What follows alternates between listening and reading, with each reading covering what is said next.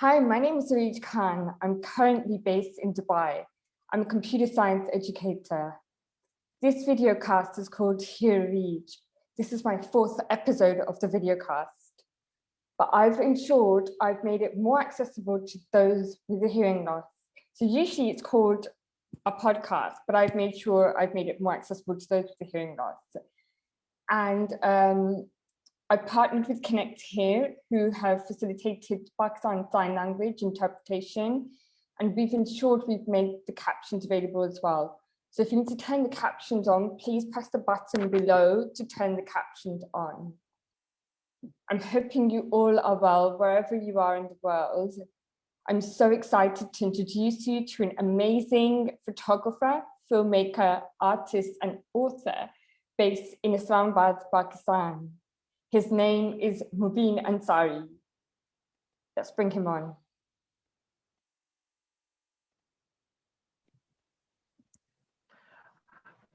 Hi, Areej. It's a pleasure to Hi, see you. Mobeen. It's so good to see you. How are you? I'm good. I'm just very excited to be here. And I just came back from a trip, so kind of recuperating from that. Wow, that's amazing. So when did you get back? Well, I just got back, I believe, on Friday. Um, I have started traveling a lot again recently, to the pre-COVID phase before the lockdown and everything. So I just came back from Karachi and Larkana. I went for a photography trip, and I got back on Friday. It was amazing. Wow, is there some new project that you're working on and you're keeping it hidden at the moment and you're going to launch soon, or was it just out of interest?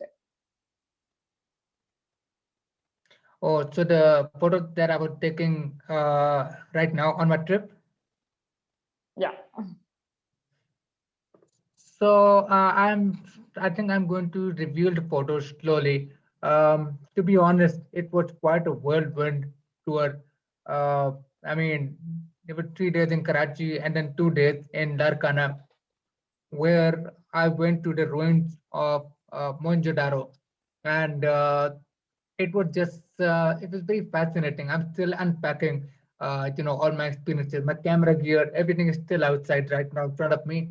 Um, so I have already just revealed some stories, photos from the trip. I'm going to do more over time. Probably like hundreds of thousands of photographs that I've taken. Wow, that's like, I don't even know how much storage space that's going to take. You probably have like a separate hard drive for that. Oh yes, about 10 to 15 of them. They're my best friends.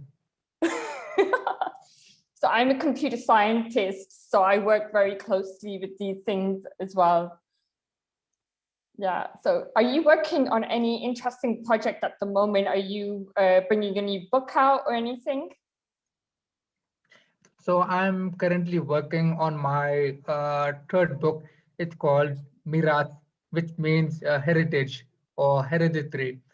And this book is about iconic people of Pakistan who have shaped it. This is supposed to be a sequel to my very first book, Dharkan. It follows the same theme. The only difference is that people just the very same. And but the only difference is that people who are not in the first one in Dharkan are in this one. People like the late Junaid Jamshed, Reshma, and lots of other iconic people like Farida Khanam, um, lots of other icons that my generation or even my grandparents' generation would be fans of or would follow. So that's something I'm working on. I think it will take probably a year to release this. Wow, so like, I mean, I've always wanted to eventually one day create a book of my own, but I am sure it requires so much patience to do that.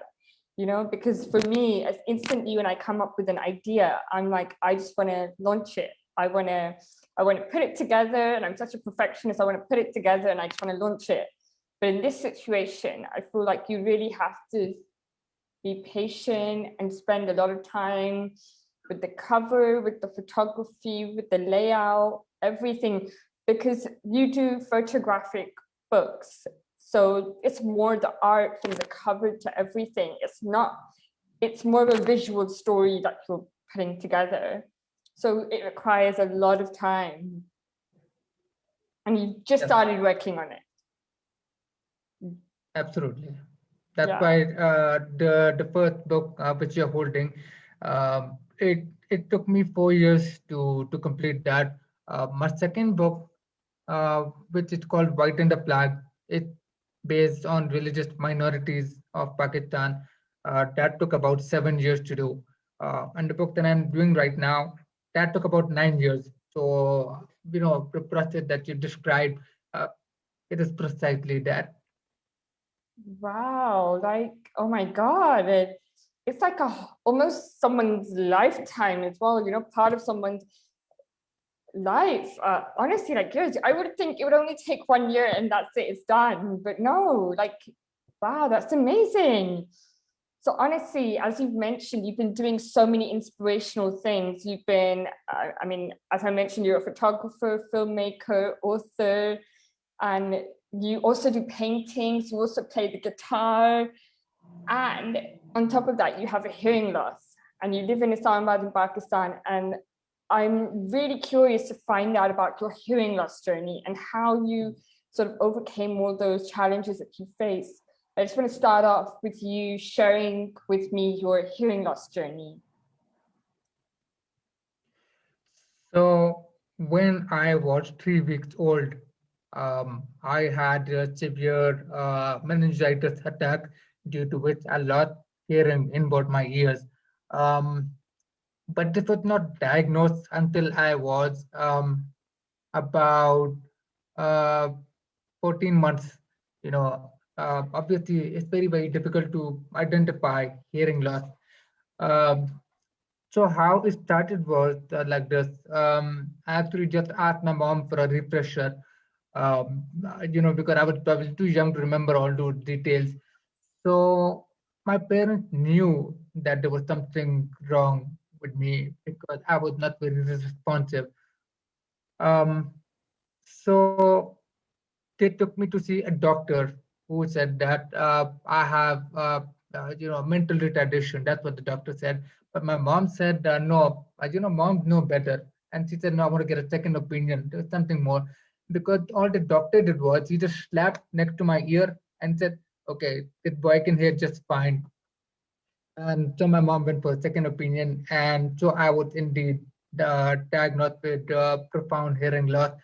Um, and I mean, how I'm able to overcome all of this is because my parents, they put in a lot of hard work, extraordinary amount of hard work, uh, had to sacrifice quite a lot. Um, so it was, my dad, he is an IT engineer by profession, also an electrical engineer. So he used that knowledge to try and be familiar with audiology, to try and be familiar with technology. My mom, on the other hand, she also learned how to be a speech therapist. So she would spend an extra amount of time with me, making sure that I understood everything alphabetically, dialect-wise, and all of it obviously had to be very visual, which is what I think was the starting point for me to become an artist. So that's how it started. But the journey went outside of Pakistan as well. Um, so my aunt, my khala, was living in United States, in New Jersey. My khalu was a doctor in New York. So my mom went there to do all kinds of research about what she could do for me. Because unfortunately, there were not a lot of facilities available in Pakistan. So she went there And every day she would go from New Jersey to New York, and she would go to the New York League of Hard of Hearing. And so what she would do is she would constantly go around asking audiologists, and there she would ask a very critical question. Do you want your child to speak, or do you want him to communicate via sign language? And I mean, she just had a second to answer that, and she just said, I want him to speak. And so she would put in touch with the wonderful people at John Tracy Center in Los Angeles, and they had years and years of correspondence.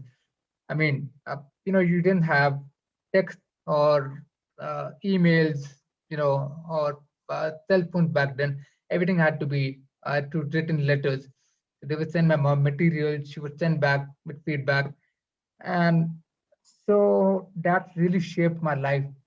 So that's how uh, it all started. Um, I had wonderful teachers, friends, and most of all, my family to support me to get through these initial years. That's amazing. And I think the foundation is if you have your parent support, and I mean, every parent tries to support their child in the best way that they can. But sometimes I feel like there's a lack of education.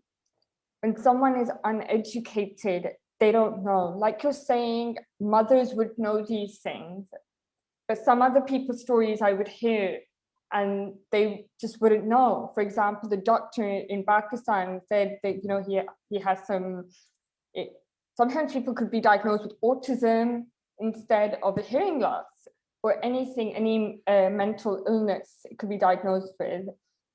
They could just leave it at that and be like, no, okay, that's what's wrong with my child. But the fact that you have education there and you're able to go your way and really get that help and support abroad, because like you said, in Pakistan there isn't enough, and not everyone has that privilege to be able to do that like we have. So I mean, I was able to go to the UK. I was born and brought up there, and I was able to get my support from there. So you mentioned that you went to Los Angeles and your dad is very good with technology. Were you given hearing aids at what age? I think I should have probably asked mom the question, but I think it was probably when I was one and a half. I think, or just more than that. I'm sure. I'm too young to remember the details, but I'll check with mom and get back to you on that. Yeah. Okay, so it was quite a young age, and I think it's very important to get them at a young age, because the later you leave it, the brain doesn't recognize the sounds, and it takes time for the brain to process them. Yes. So have you had the same hearing aids since the age of 1, or you've changed them a few times? I have changed them quite a few times actually. I just changed them last September, and it's wonderful what technology can do, and how it evolves. Back then, I was using like really big hearing aids, with like uh, you could actually just see it. I was strapped to it. It was strapped on me with lots of wires. And my mom actually also designed denim harness for all of it. So that was much more visible than it should have been. Um, but then I think by 1996, 95, 96, it went to wireless. So the look was more or less like the one that I'm wearing right now, more or less like this. Uh, but over time, it became smaller, smaller. So I changed them a couple of times. Obviously, ear molds would also have to be changed with age as well, uh, so quite a few times. Wow, that's amazing. So, I mean, like, well, I never experienced the wire ones because I think I got my hearing aid, my first one, when I was around 4 or 5 years old. And I mean, my mom says it was 6 years old, but when I do the math, sometimes it can be a bit of a disagreement though all the time, where I'm like, no, Mom, I was 4. She's like, no, you were 6. So I had mine in around 1995, I'd say. That's when I got my first hearing aids. And like you said, it was wireless technology. Right. So I used to wear those, but I never wore them. So I'm assuming you did wear them. Well, I'm a bit ancient, so. But I mean, I never liked my hearing aids, so I never used to wear them. I didn't wear them till I was about 18 years old. When I was 18, then I started to build a friendship with my hearing aids, and I was like, okay, Yes. they're to help me. And then I started wearing them. But otherwise, from a young age, I never wore them. But I guess for you, it was different. Your parents, I mean, my parents encouraged me to wear them too, but I just refused to because I felt like people would just look at you like, what is she wearing? You know, and they were so big back then. They were so big, and there was a whole perception that old people wear hearing aids. And that's why even today, people don't want to wear them, even if they're old, because it makes them insecure about aging. Yes, I can relate to that very much because my hearing aid had so many wires. And so, I mean, I used to get asked questions quite a lot. Uh, so, I mean, uh, I used to just say that I'm wearing a radio. So that made everybody more fascinated. I mean, the Walkman just came around not long after that. So it was a good story to hold up. Even today, I just put I pushed my hair behind my ear, so my hearing aid are still visible to everybody else. So I still get a lot of stares today, but it does not bother me. It doesn't bother you. That's great. Because me growing up, I would always use my hair to cover them, always. And then when I got to the age of 18, then I was like, okay, HearAreej, no, like they're there to help you. And if people see them, they know you can't hear, so they know how to help you. So eventually it came to that. I mean, you've mentioned so many fascinating stories about how your journey's gone on. Were there any specific challenges that you remember you faced?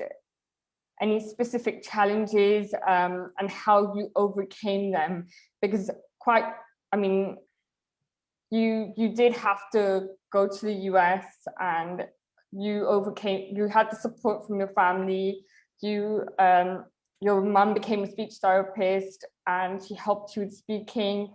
Was that something difficult for you? Did you struggle with that? I don't even know about the education system in Pakistan. Was that something you struggled with?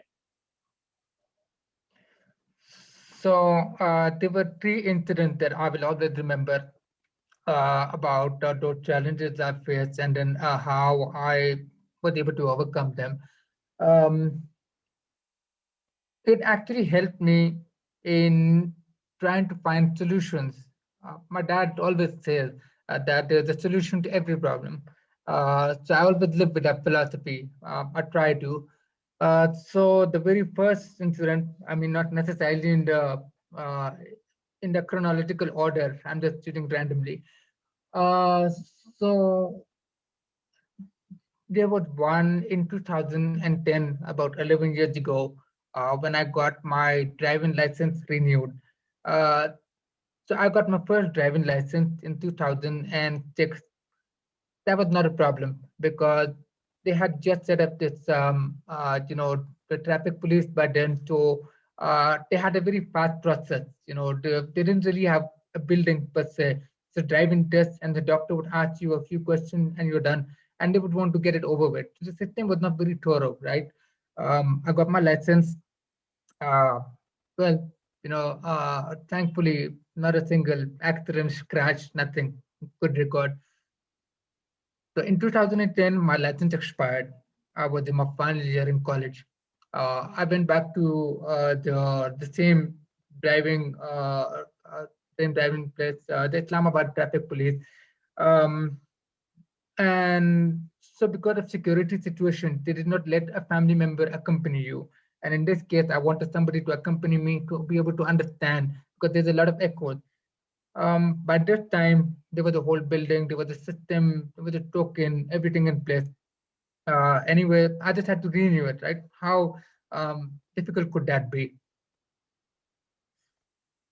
So I went there and I sat down next to an officer who started taking my details, and he asked my name, and then he asked a few questions, and then he asked one question, and I was stuck. I could not understand him because just a month before that, I actually got tinnitus in my right ear. Actually, so I practically would only hear from the left.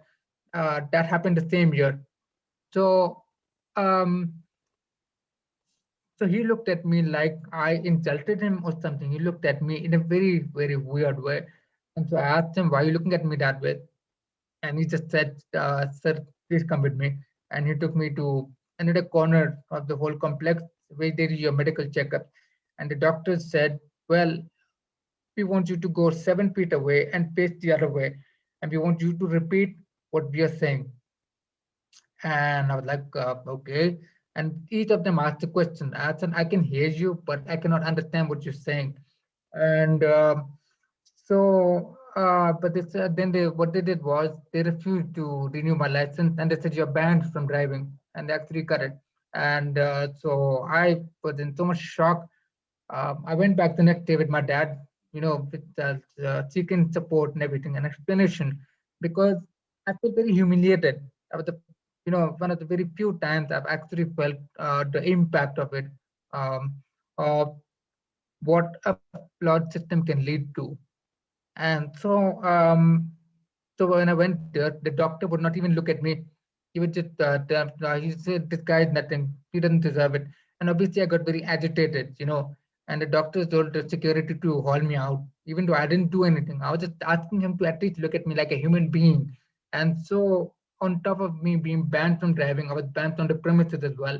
So for like months, we would go to a lot of lower courts, lots of lawyers to try and see what was wrong.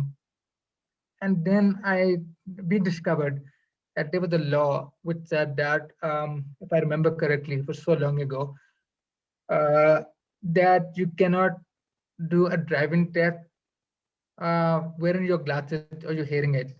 It looked like that somebody just made that law in a hurry, and that didn't make any sense. And they said, "Well, our hands are tied, so we thought we can't give it to you." Time flew. I tried again, and well, eventually I got my license, and right now I think on my fourth license right now. That was one challenge. Um, so the second challenge was when I had a shoot in Lahore. I live in Islamabad, and so I went to Lahore because a lot of my work is there. And so in this day, I had three photo shoots. One was for it was for a beverage company, uh, and it was supposed to be with a sports athlete from abroad, a super famous guy, and I was supposed to shoot him for a magazine. And then I had a film shoot to do, a poster for a film shoot, and before that, I had a portrait shoot to do. So three shoots in one day, and I was ready for that. When I wake up in the morning, my hearing has stopped working. It's not working at all. And I'm like, oh no. Then I realized that the previous day some water had gone in because I was out in the rain. And so it wouldn't turn on. I tried to, demoisturize. I tried to do everything possible to try, to get the moisture out. It wasn't working. So I had two choices. I mean, after all these years, should I really let this stop me, or should I bet on kindness and go ahead with all of it and explain to everybody? So I took a little notepad with me, and I took a pen and a notepad, and everywhere I went, I was met with nothing but kindness. I mean, from that athlete I photographed up to the film crew and actors, to everybody I worked. they were making sure to speak to me with gestures, with sign language, and writing everything down. And I got through the day. And now the one thing was to go catch a bus back to Islamabad. That happened just fine. And the hearing aid worked by then when I was on the bus. I was like, now you happened. So, so that was the second one. The third one is more than hearing. Um, so I landed in the United States. I go there regularly to meet my brothers who live there. And so obviously, at that time, I was the usual suspect. I still am because of my beard, my hair, everything. I know that respectable age. So I got stopped at immigration, and I was taken aside by custom for a secondary checking. And so they asked the purpose of my visit. I said, well, I'm here to visit my brothers, and I'm also here to launch my book. So, I sort of did that, and so the immigration officer said, okay, we want to look at your invitation letter and at your book. So I took it out, I showed him everything. And so there are two of them asking me question. They call a third guy, hey, Mike, come on in, would you? Mike comes in and he said, well, you might want to meet this guy. I'm freaking out. I don't know why they're all checking me out. My parents are on the side.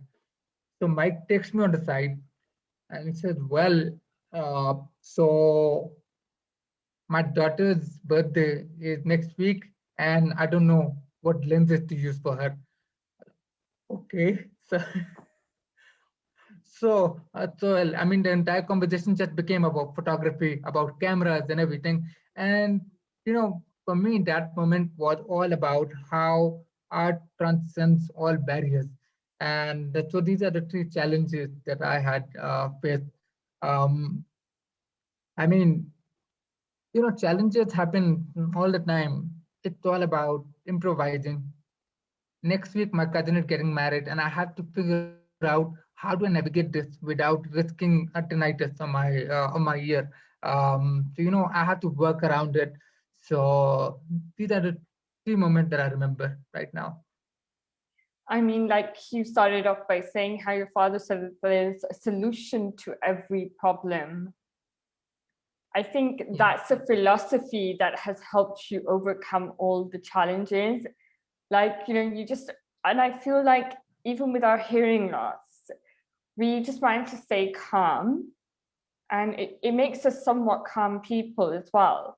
That we're like, you know what, something we'll figure out, like for me, so I live on my own in Dubai. And when I take my cochlear implant out, I can't hear much. If someone knocks the door, I won't hear it. If someone's ringing the bell, I won't hear it. Maybe if the fire alarm goes off, I won't hear it. But a few occasions where I've not been wearing it, somehow I've just felt something like, this is the thing, that our hearing may not be as good, but our other senses tend to be stronger. So we get a feeling that like, okay, let me just check outside what's going on. Oh my God, there's a fire outside. Go. Like sometimes you smell something better, you feel something, something always works out. And this is what I strongly believe, that there is always, like your father said, a solution to every problem. So, whenever something comes up, just relax, go for it, don't give up. Like you did with that shoot. You could have just said, sorry, my hearing aids aren't working, I can't come. And you know how many times I've done that. So I'm a teacher. My cochlear implant stopped working. Now I can't get on a flight and go to London and get it fixed and come back. It stopped working and I went into work. And again, I was faced with only kindness. Two of my friends sat in my lesson with me, told me what the students were saying. And honestly, there's always a solution. So that's amazing. And thank you for sharing those challenges with me. Now, I've got a few questions. So I'm just going to pull out those questions because the audience has sent a few questions to us. The first one is, When have you felt the most proud of yourself?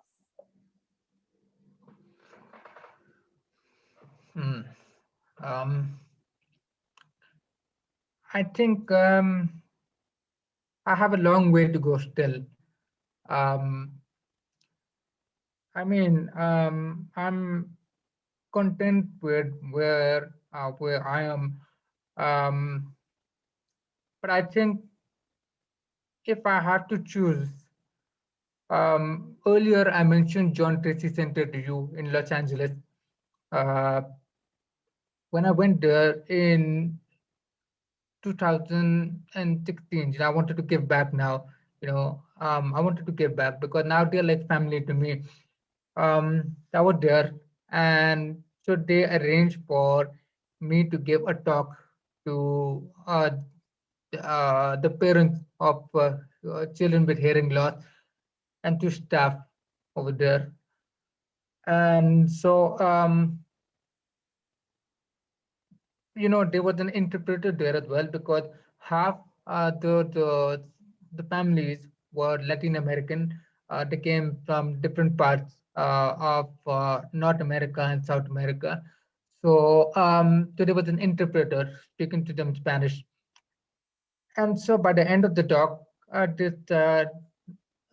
this lady gets up. She's holding a child in her hand, and I think she's from Colombia, and she speaks to me in Spanish. She has tears in her eyes, and to the interpreter tells me that she wants her child to be like me. When she grows up, and I felt immense pride that here I was reaching out on a subject matter of hearing impairment, and yet this was able to transcend language barriers. This was able to transcend cultural barriers. And for the first time, besides being a photographer, I felt that I could, you know, be be a source of inspiration if I was for the mother, and I think that's when I felt the most proud. But having said that, I have a long way to go. Go on, and we all continue to work on ourselves. We constantly have to, we have a long way to go, like you said. But that story, I feel like, doesn't that moment kind of make you feel like, oh my God, like I don't give myself enough credit sometimes, like, wow, I am actually working hard, because I know sometimes I feel like everyone's in the same shoes as me, like everyone's working as hard as me. But no, it's a lot harder for me, and I don't give myself enough credit for that. And that's why I should really be proud of what I'm doing. And honestly, like I mentioned to you earlier, that being in Pakistan, having a hearing loss, being in the creative industry, which is so competitive, that itself is amazing. Like I know so many people that already just look up to you because of your photography. And that is why it was our audience that contacted us. And we're like, we want to hear his story. We want to know more about him, because you are also very selective of the people you speak to and open up to. So honestly, I've been very honored to have you here today. Thank you. So I'm just going to move on to the next question. And the next one is, do you ever wish you didn't have a hearing loss? I never wish for that. I would not have it any other way. It shaped me into the person that I am today. If I was not hearing impaired, I would not be an artist and I would not be a photographer. And I eat, drink, breathe art and photography. And that's the sensibility that I, I actually credit to my being hearing impairment, because when you're hearing impaired, you have to pay extra attention, you have to go the extra mile, you have to observe the nuances. Uh, and I think that also helped me in also capturing portrait. In silence, I have to let a person's body do the talking. It's a great icebreaker too. If I tell people that, and so all of them like, wow, okay, so this guy is being very honest about himself. So it's a great conversation starter as well.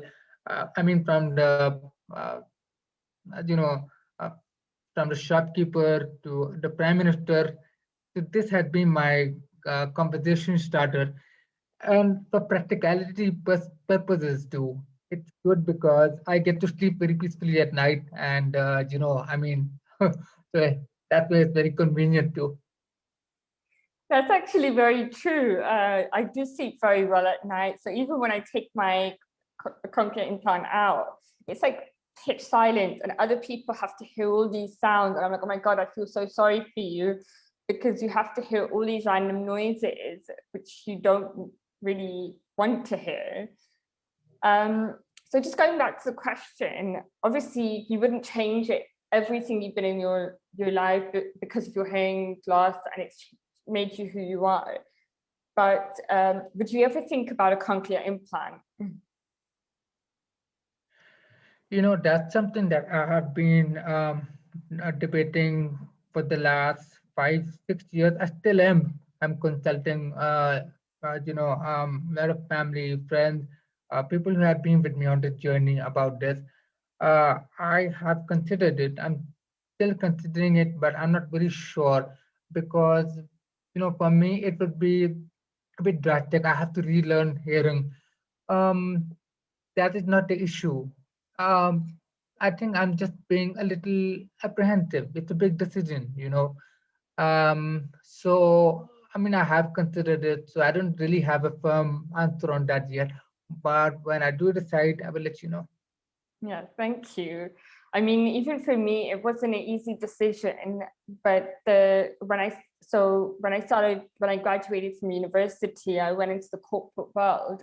It was very difficult for me to cope, and my hearing aids weren't enough to support me. So I decided, I knew a few people who got a cochlear implant, so I thought, I might as well look into it. And when I did that, it came out that, it'll be beneficial for me. And I mentioned it to my family, and they were a bit like, no, Reej, you'll lose the hearing that you have in that ear. Don't get it done.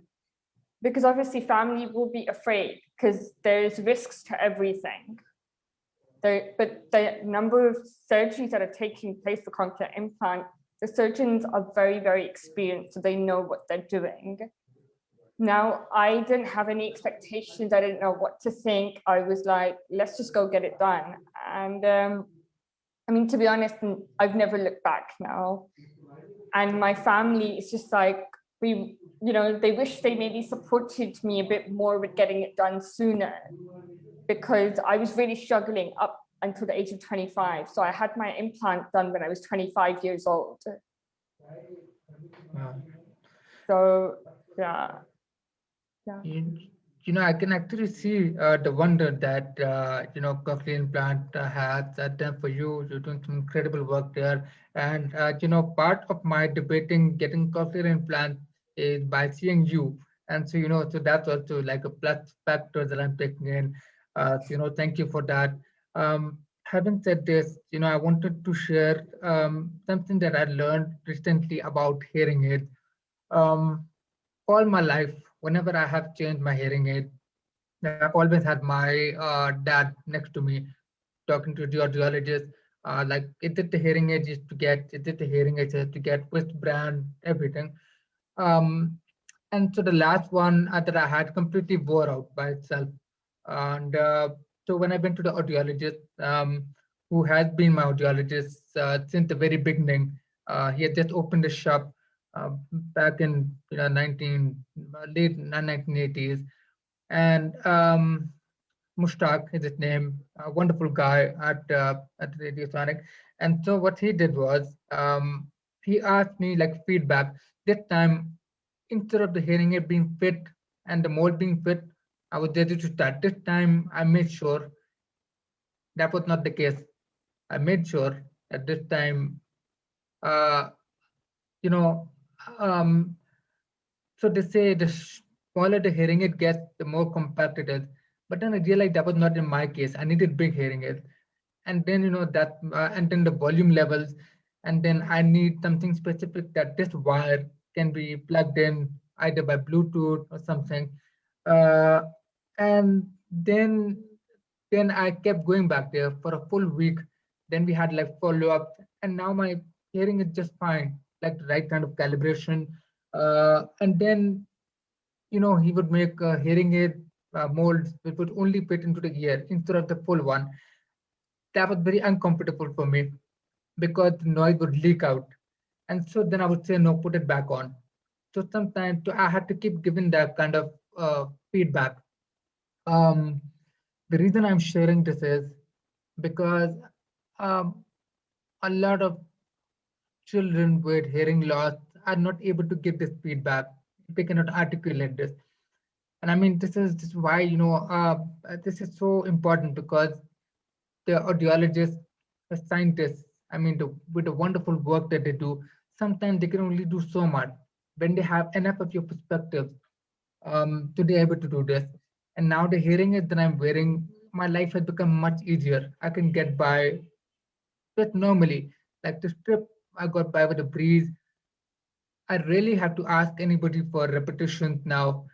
And so by the end of the calibration and fitting of the hearing aids, the audiologist said, your feedback was very important to me. He said that to him. And he said that it would help him evolve.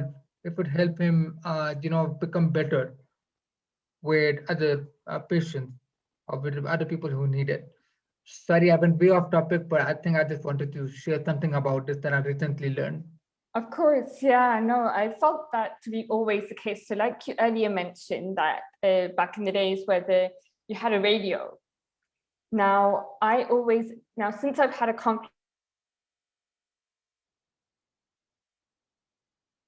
when I had hearing aids, it was kind of like a radio. You know, when you're listening to the radio and it's like kind of like a cracky sound, I felt like it was like, someone speaking to a microphone and the sound kind of cracky. It's like a very robotic sound. No matter how many settings I had, no matter how much Bluetooth I had on my hearing aids, it just wouldn't be right. Because you know how they have settings which they face you and they block the background noise and everything. Yes. Still, I just couldn't. I would constantly have people repeating for me, and you just end up getting very embarrassed, and you feel like, oh my God, why am I struggling? Like, why do I have to keep asking people to repeat? Even though they might not mind, but still you just feel it. So with the cochlear implant, now at the start, it sounds a lot more robotic. And then once you get used to it, because your brain's learning to hear the sound, yes, afterwards, you're like, wow. Like when you can hear, music. So I couldn't hear music before. It would just sound like the most annoying sound ever to me. After I got the cochlear implant, like I can hear certain tunes, I can understand the lyrics, I can understand so many different things. Like even this is a sound that fascinates me the most. It's your hands rubbing together make sound. Flipping a book, every page I flip in a book makes sound. These simple things like a candle catching fire makes sound. Those things I couldn't hear. And that's kind of the beauty of the world. And I was like, wow, I was actually missing out on a lot, so that was just a thing for me in getting the cochlear implant. But of course, the 18% hearing I had in that ear, I've now lost it. It's profoundly deaf now in that ear. Well, it's 18% is nothing. But now, so I've just got a few more questions, and this question is now, do you prefer shooting landscapes or portraits more? That's a difficult question. I mean, both have their own charm. I mean, like the trip I just did right now, I captured both. I mean, it can't be, either or. I think it depends on the mood, it depends on the circumstances, because where you find landscape, you can also find incredible places to go with this. Like in that past 1 week, I was shooting, uh, landscape of Sindh in Larkana. I was shooting heritage sites. But right before that, I was taking a portrait of Shima Kermani, a classical dancer who was my favorite person to photograph. I've been taking her picture for the last 10 years. And She was she's my got, mom's, she was my mom's art teacher. oh, I think, wow, yeah, she was my mom's art teacher. small world, very small world. Yeah. Yeah. So, I think, I like doing both. Sometimes it's very rare, where I go with the intention of just shooting the landscape. Sometimes with the intention of just doing a portrait shoot. Sometimes I would go on a field trip and not go in with any expectations. Whatever comes my way, I'll just take pictures of it. The least you plan it, uh, in terms of expectations, uh, the happier you become as a photographer. So I prefer both for their own reasons. Wow. Yeah, I know. I mean, I can see it when you speak about it, how like passionate you are. And it just kind of goes naturally. Like, and that's the thing about creativity and art. And I feel like you've mentioned with your books, you use the span of time because you may capture those moments, but you don't know what story you're going to tell with them yet, you know? And then afterwards, they will come together. So you like something, you capture it, and then maybe you keep it. And then it's like, oh, hold on a second, that moment now fits in with this. Because you can be working with multiple projects at the same time. And, the more images you have, the more ideas you have, the more you can work with. And it just creates that flexibility. Yeah, just one last question I had was that I've been speaking to a lot of people in Pakistan about hearing loss and disability. And I've noticed how it's amazing that in Pakistan we've, advanced in terms of making sure that the women have certain rights, the transgender community have their certain rights. And like, for example, there was a first news reporter becoming the first transgender news reporter in Pakistan as well, becoming very well recognized. They're being given workplaces, they're being treated, not completely maybe, but to an extent that the change is being recognized and they're being treated differently to an extent. I still feel that there's a lack of that being spoken about with disabilities and especially with hearing loss.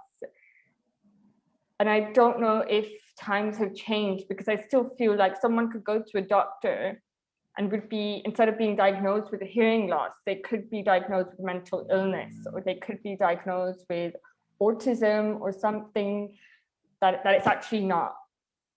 What can we do to help Pakistan, or even in parts of other places in the world? It's a global issue as well. What can we do to change that? Lots of things actually. Um, Before I talk about that, compared to 1986, 87, uh, early 90s, I have a lot more hope in, where things are today compared to that time. There's a lot more awareness. I think awareness is the main key, that that had to be there.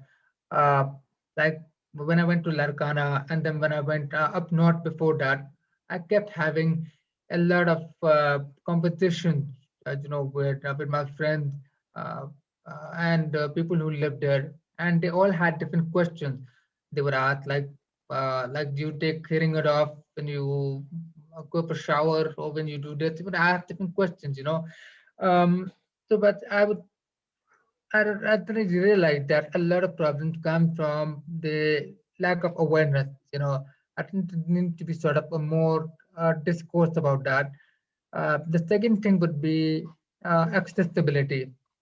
You know, Um, I think I'll go for a little off topic for a bit.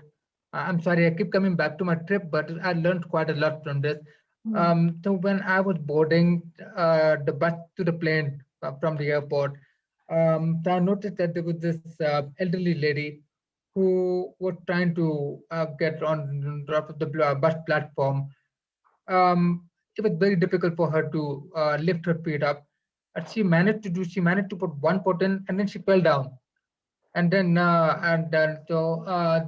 all of us, we rushed to help.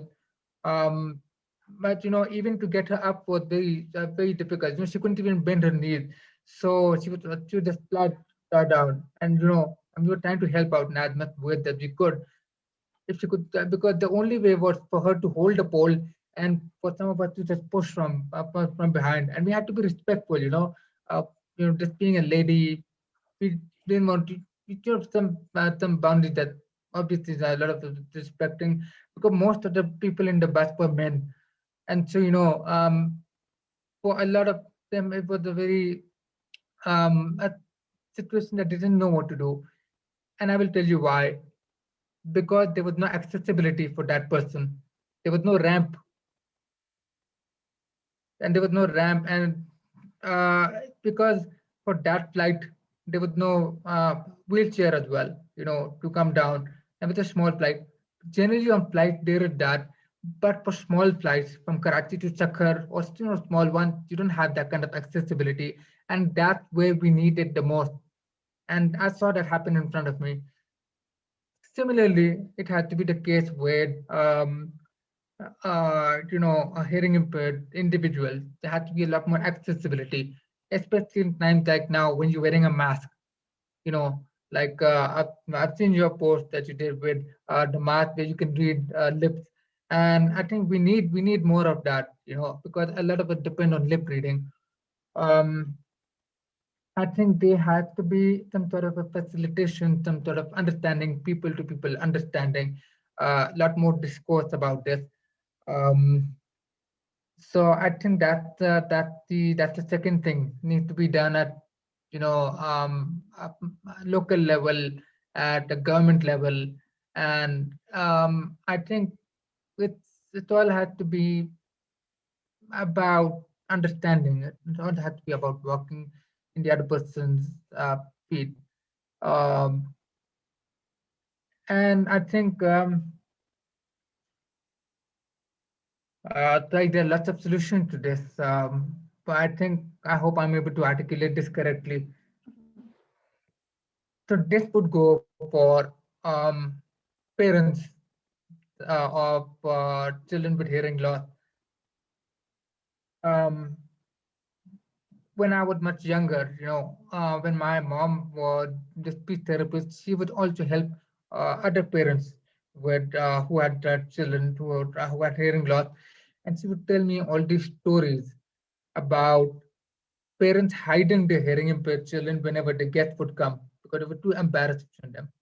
You know, and I think that problem persists today.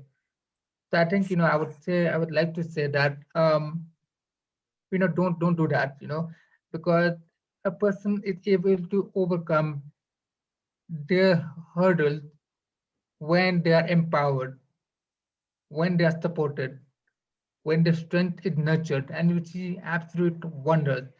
And I mean, in Karachi, I'm beginning to see a lot of awareness about this. I went to this fast food branch, and their employees were all at the deaf, hard of hearing, and so there was a sign language chart for them. So whenever you had to give an order, you would do that. Um, I think possibly it could also become, another thing is, just like, we have Arya here, uh, for a sign language interpreter to also be present at events. Some TV channels are doing that, but I think we need to make also that also a part of more events in the mainstream. Um, so I think that's just about it at the top of my head right now. Yeah, no, you've shared some really fantastic examples. And I agree with you that it's a shame, but I do hear stories where things like that are happening today. I mean, I know a lot of girls in Pakistan, and so we all know what it's like finding a proposal to get married to in Pakistan. A rishta will come, and the moment you tell them that you have a hearing loss, they'll reject you. So you won't tell them. And then if you get a chance, maybe you'll disclose it to the guy, and then suddenly he'll accept it, or maybe he won't. That's another big thing. And I feel like that really needs to change, you know? There's so many different struggles that we can speak about in that area. But what I'm curious to know is, did your mum become a speech and language therapist so she could support you? Yes. Yes, she became a speech therapist to be able to support me, and by extension to help other people. She continued to do that today. Wow, that's amazing. So like, literally she went out of her way, she educated herself on all of these things just so that she could help you. And then what was the schooling situation for you? So I went to a normal school. I had very, very supportive, teachers who were very, very supportive of me. I mostly picked up art subject. Surprise, surprise. So I think there was one challenge I had. It was the first time I actually failed. I failed my O levels because of mathematics. That was a subject that I couldn't quite register. Um, so I think, but I needed to learn that because um, for me, I needed to understand failure. That to failure you learn, to failure you bounce back. Uh, so I think for me, because I live in Islamabad, right? And back, between in that time period, 1996 to early 2000s, you had a considerably less population. So for me, the hearing was easier for me. Um, when I went to college, it was a National College of Arts, but it was a new branch that had been set up. So I was in the second batch. So it was easy. Obviously, it was in the middle of Rawalpindi, the loudest place in the world. But like inside the college, obviously, it was a lot quieter. So as I went along, I was automatically facilitated, by all of this. Um, Obviously, I had to put some extra hours in. I had to put some tuition in to make sure that I understood the subject fully. And that was my schooling situation. But in every school and the college that I went to was very supportive, because in this process, I think they also learned how to um, go over this territory, how to navigate this. Yeah, so I had a very similar experience as well, which was that I failed the first year of my A levels. And again, that experience of failure really helps you rise and teaches you a lot, just like you said. And it was like, Reej, look, it's okay, you have to work twice as hard, but keep doing that and you'll do well. I also struggled with math as well. I can imagine. It was difficult. But yeah, honestly, you've shared so many fantastic things with us today, and I'm sure the audience is like completely inspired by your story. And just before we start to wrap up, I just wanted to just go back to the question that I mentioned about the disabilities community in Pakistan being recognized more. So I feel like you mentioned, the government needs to be pulled in a bit more. In certain countries, I feel like authoritative organizations need to be pulled in more.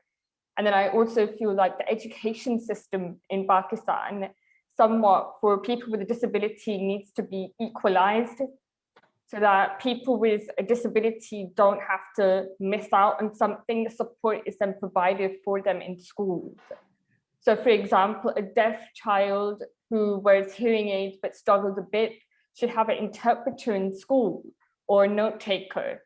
So in university, I used to have a note taker, but they should have the opportunity. The parents are paying the fees.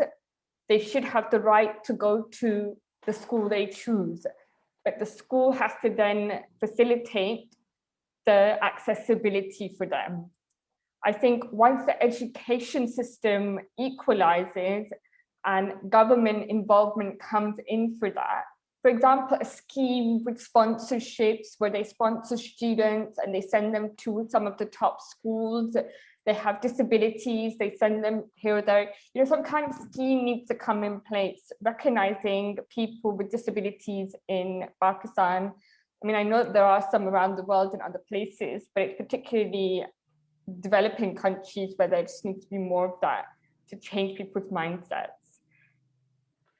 Yes, and I'm sorry, I actually just remembered something. It is a solution that for me is very ideal. I actually gave a talk for uh, an organization, a deaf organization in Chicago, and they had this technology that they use. I think it's called CART. I'm not sure, and I think John Tracy Center used that as well, which was automatic, speech to text. And so I think there need to be a bit more need for that. The thing is that speech to text is not always automatic and it's not always available. It depends on a lot of factors. I think that also needs to be available in Urdu and other regional languages as well. Punjabi, Balochi, Sindhi, Pashto, Brushasi, many other languages that we have. So I think that will really change everything, because for me, the nature of filmmaking changed when Netflix came in because of subtitles, and so, I depend a lot on that. And like even right now when I'm talking to you, these closed captioning, they provide like massive help to me to make sure I don't miss anything. That could also be part of supporting individuals with hearing loss in Pakistan. Yeah, and I think the media industry is going towards that. So they're saying a lot of social media content, people won't view it unless it's got captions because they're watching it on mute on their phone. So it's a very important thing to have. And I think it's more cost effective as well. So if schools and organizations were to provide the speech to text facility, instead of having an interpreter, that would help them save cost. Obviously, it's better to have an interpreter because you get the body language, you get to feel the emotions. But having someone transcribe is also cost effective, because I can imagine a lot of businesses in Pakistan wouldn't exactly have the budget to afford interpreters all the time. But yeah, it's been absolutely wonderful speaking to you. I mean, I can tell that we just want to keep going. We've got so much to share. But I think we're going to start to wrap up. And before we do that, is there any advice that you would like to share with someone going through the challenges that you did in the past, or someone with a hearing loss or becoming a photographer right now? Any advice you'd like to share?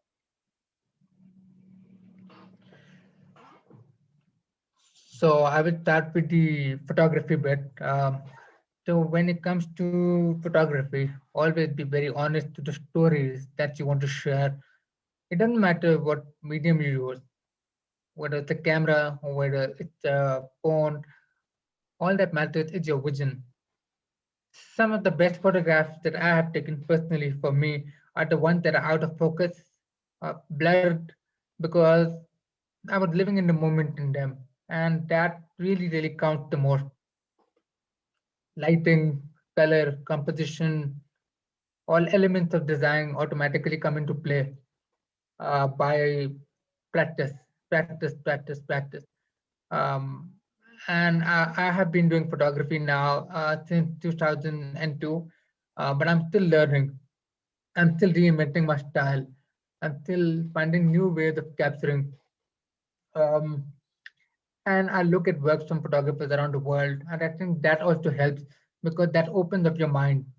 Like I would take, like for example, in the last 10 years, I have been taking pictures of Lahore uh, using a wide lens, and I have been constantly just, just taking pictures of the same mosque, Wazir Khan Mosque, with a wide lens again and again and again. And then when lockdown happened, I was spending plenty of time online.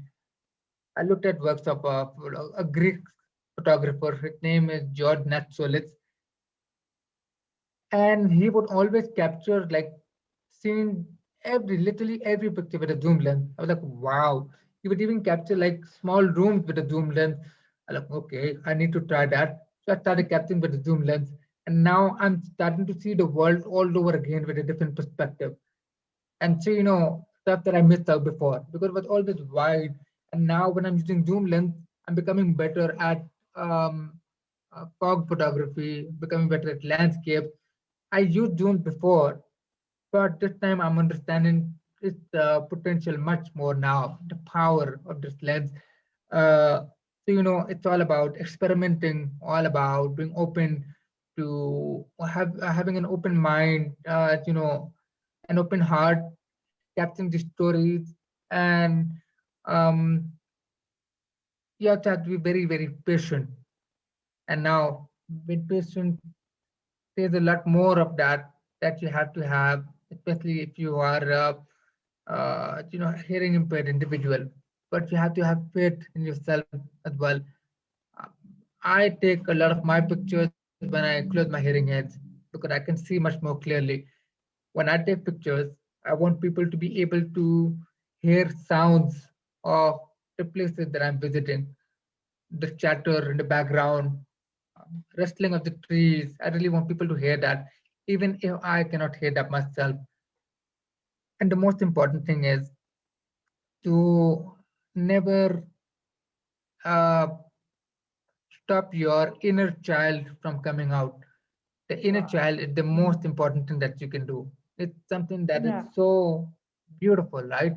Because the inner child helps you keep your curiosity alive. It helps you keep your imagination alive.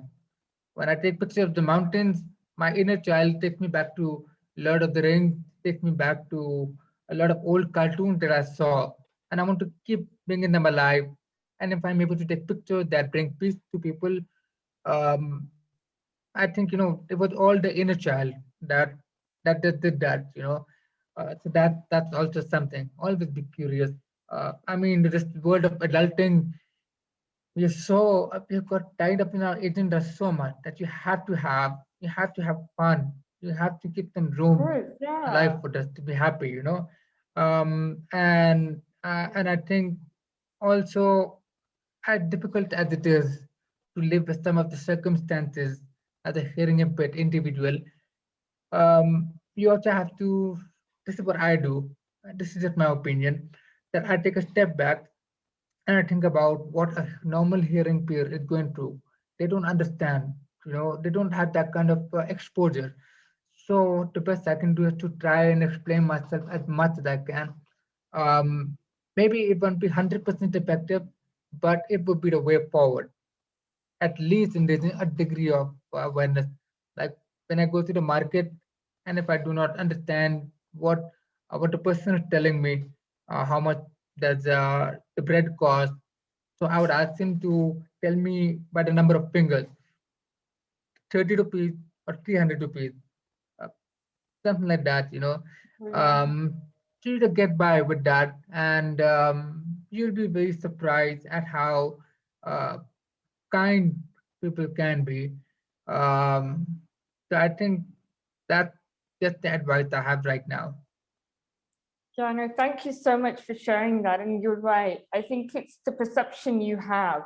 So if you go there with a perception that, okay, someone's going to help you, then that will happen. And I do also find it's very true, perfectly like what you just said about being in the state of the inner child and, just accepting in a way that there's a lot of gratitude, having a lot of gratitude, and gratitude will come towards you, and having abundance for, you know, wanting to help people, people will help you. So whatever you give out is what you'll get in return.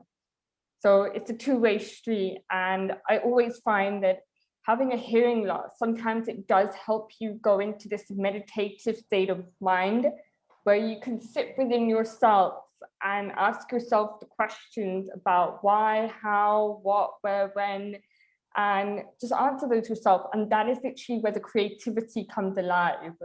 Like you said as well, like you wouldn't be a photographer without your hearing loss, and the two just kind of perfectly match together. Right. Blessing in disguise. Thank you so much for your time. It's been absolutely fantastic. And thank you so much to everyone watching.